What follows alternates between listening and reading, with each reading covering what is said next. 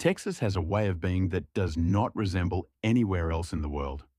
It is not just a state in the United States, it is almost a state of mind. A place where everything tends to be bigger, more direct, more generous, and more proud of itself than anywhere else. Texans have a saying that sums up that philosophy quite well. Everything is bigger in Texas. And when you see the stadium where the World Cup is played, you are going to understand that this is not an empty slogan, but a fairly accurate description of reality. A T&T stadium located in Arlington, Texas, about 30 kilometers west of Dallas and 30 kilometers east of Fort Worth, at the geographical heart of the metropolitan area known as DFW, is one of the most impressive buildings that sport has produced in human history. It was built in 2009 for the Dallas Cowboys, the most famous and most valuable American football team in the world. And from the very beginning it was conceived not just as a stadium, but as a statement of intent. An affirmation that sport can be total spectacle, that architecture can be pure ambition, that when Texas decides to do something, it does it without limits. The normal capacity of the stadium is around 80,000 people. For special events, which in Texas means for the most important matches, it can expand to over 100,000 seats. The retractable roof makes it a stadium for any weather, which in the Texas summer, with temperatures that can exceed 40 degrees Celsius, is information you are going to appreciate. The central video screen that hangs from the ceiling is the size of a 4-story building and is one of the largest objects in the world that exist under a roof. Its fans call it Jerry World, after Jerry Jones, the Cowboys owner who had it built, and who is a kind of mythological figure of American sport. And its rivals call it the Death Star, for its exterior appearance that vaguely resembles the spacecraft from Star Wars. For the 2026 World Cup, AT&T Stadium officially becomes Dallas Stadium, as FIFA's commercial regulations require. And in that Dallas Stadium, 9 matches will be played, more than at any other venue in the tournament. 9. Dallas is the host city with the most matches in the entire 2026 World Cup, making it the footballing epicenter of the tournament, even though it does not host the final. The group stage matches are a feast. On June 14th, Netherlands against Japan from Group F. On June 17th, England against Croatia. On June 22nd, Argentina against Austria from Group J. On June 25th, Japan against the European playoff winner. And on June 27th, Jordan against Argentina. FIFA. That means Argentina plays twice in Dallas in the group stage alone. Messi, if he is in the squad, would set foot on that stadium's grass twice in the first round. England, with all their history and all their passion, against Croatia, the opponent that crushed their dream in the semifinal of the Russia 2018 World Cup. Netherlands and Japan, 2 completely opposite styles of football that are going to produce one of the most interesting matches of the group stage.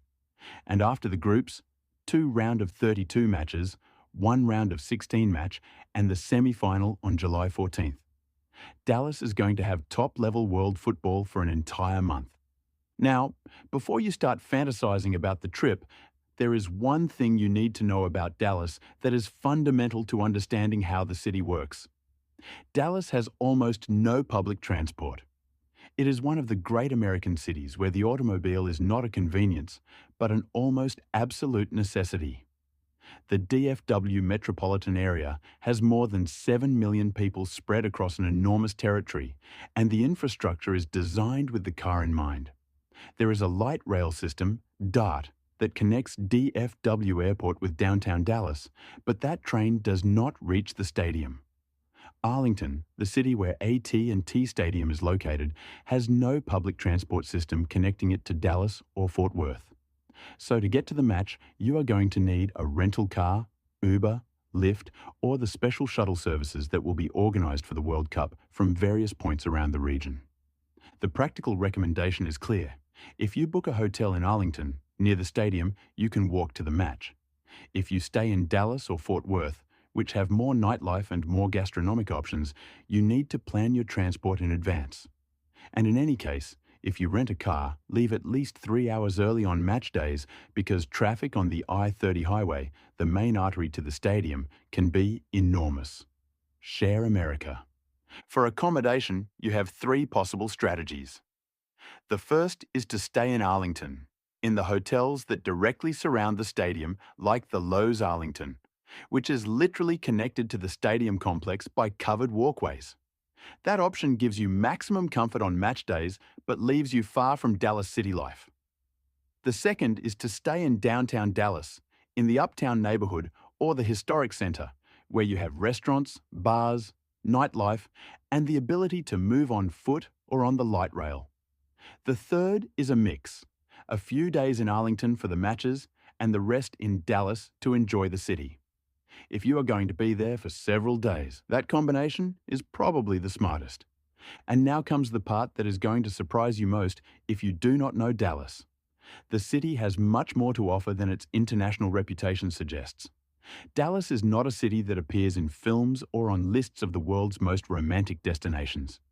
It is a practical, direct city, built on the logic of economic growth and unlimited space. But inside that practical city, there are extraordinary corners.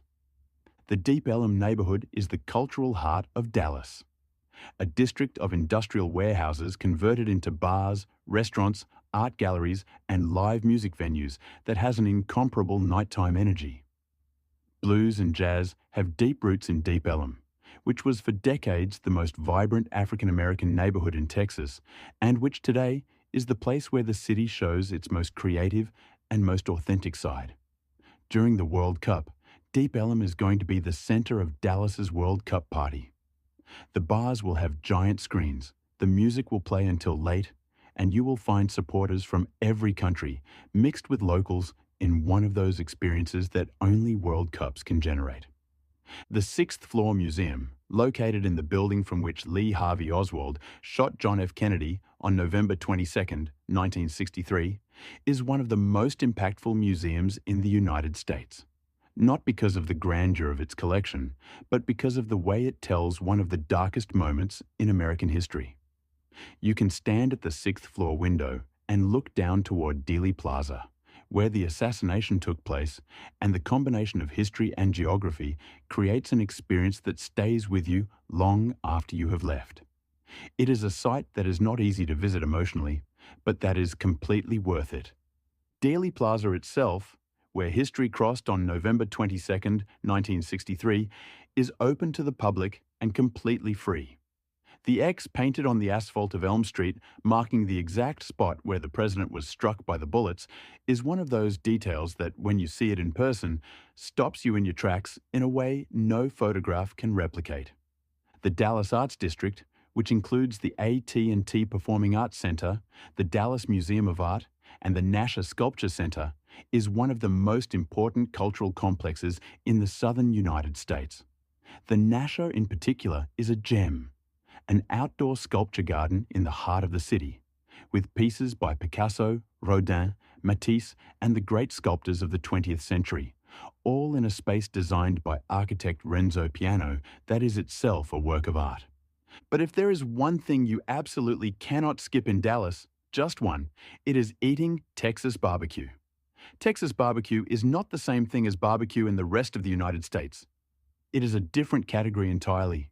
It is beef, specifically brisket, the chest section of the animal, smoked slowly for 12, 15, sometimes 18 hours at low temperature, until the fiber falls apart on its own, and the smoke penetrates every layer of the meat in a way that has no rational explanation but only direct experience. Places like Terry Black's BBQ in the Deep Ellum neighborhood or the local classics in Arlington are gastronomic destinations in themselves. The correct way to eat Texas barbecue is standing up, with butcher paper as your plate, white sandwich bread on the side, and a very cold soda in your hand. And if you want the complete Texas experience, cross 30 kilometers west to Fort Worth, Dallas's sister city that has a completely different character. Fort Worth has the stockyards, the old cattle district where still today, every single day, a longhorn cattle drive is held through the dirt streets of the historic neighborhood. Twice a day, at 11:30 in the morning and 4 in the afternoon, Cowboys lead the Longhorns down the same street they walked for decades when Fort Worth was the last city before the Wild West. Seeing that in the middle of a football World Cup, with supporters from the Netherlands and Argentina and Japan mixed among local tourists watching the cattle pass by, is exactly the kind of image that perfectly defines what makes the 2026 World Cup unique. Texas is big, Texas is loud, Texas does not apologize for what it is. And in the summer of 2026, Texas is going to welcome the entire world with the generosity and pride that have always defined it. Welcome to Dallas. Welcome to the heart of the World Cup.